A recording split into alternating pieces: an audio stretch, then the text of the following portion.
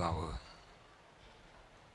ദാനമായി തന്ന ഈ കുഞ്ഞിനെ വളർത്താനുള്ള ഒരു ഉത്തരവാദിത്വം ഓർപ്പിക്കുവാൻ, ശിശുക്കളെ എൻ്റെ അടുക്കൽ വരുവാൻ അനുവദിച്ച ദൈവം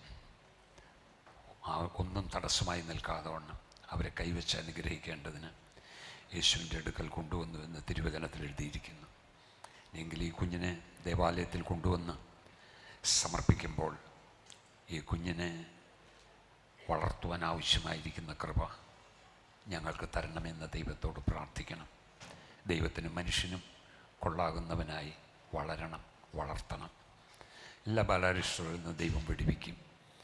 ഈ കുഞ്ഞ് ഭവനത്തിൽ നിങ്ങൾ പ്രാർത്ഥിക്കുന്നത്, നിങ്ങൾ വചനം വായിക്കുന്നത്, ആരാധിക്കുന്നതൊക്കെ ചെറുപ്രായം തുടങ്ങിയേ കാണണം. അറിവിക്കുന്ന സമയത്ത് യേശുവിനെ കുറിച്ച് പറഞ്ഞ് പഠിപ്പിക്കണം. സൺഡേ സ്കൂളിൽ വിടുന്ന പ്രായമാകുമ്പോൾ കുഞ്ഞിനെ വിട്ട് പഠിപ്പിക്കണം. ആരാധന എന്താണ്, പ്രാർത്ഥന എന്താണ്, ദൈവവചനം എന്താണെന്നെല്ലാം പറഞ്ഞു കൊടുത്ത് ഈ കുഞ്ഞിനെ വളർത്തുക. മാത്രമല്ല, ഭക്തിയുള്ള ഒരു ജീവിതം ഈ കുഞ്ഞിൻ്റെ മുമ്പിൽ നിങ്ങൾ വെളിപ്പെടുത്തണം. നിങ്ങൾ തമ്മിൽ സ്നേഹിക്കുന്നത്, സ്നേഹത്തിൻ്റെ വാക്കുകൾ കണ്ടുവേണം ഈ കുഞ്ഞ് വളരുവാൻ. അങ്ങനെയുള്ളൊരു വലിയൊരു ഉത്തരവാദിത്വം യേശു നമ്മെ സ്നേഹിച്ചതുപോലെ അതിൻ്റെ ഒരംശമെങ്കിലും നമ്മുടെ ജീവിതത്തിൽ നാം വെളിപ്പെടുത്തി കുഞ്ഞിന് മുമ്പിൽ മാതൃകയുള്ളവരായി ഈ കുഞ്ഞിനെ വളർത്തിക്കൊണ്ടുവരുവാൻ ദൈവം നിങ്ങൾക്ക് കൃപ തരട്ടെ.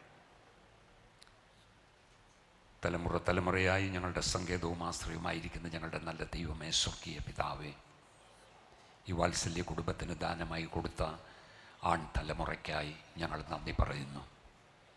മക്കൾ യഹോവ നൽകുന്ന അവകാശമാണ്. ഉദരഫലം അങ്ങ് തരുന്ന പ്രതിഫലമാണ്. വീരൻ്റെ കയ്യിലെ അസ്ത്രങ്ങൾ എങ്ങനെയോ അങ്ങനെയാകുന്നു ഈ യൗവനത്തിലെ മക്കൾ.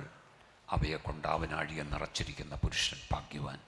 അതേ കർത്താവേ, ദൈവത്തിന് വേണ്ടി പ്രയോജനപ്പെടുന്ന ഒരു തലമുറയായി കർത്താവെ പ്രയോജനപ്പെടുക.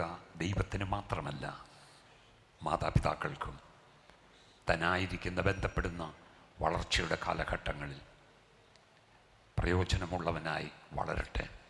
എല്ലാ ബാലാരിഷ്ടതകളിൽ നിന്ന് കർത്താവ് വിടുവിക്കുമാറാകണം.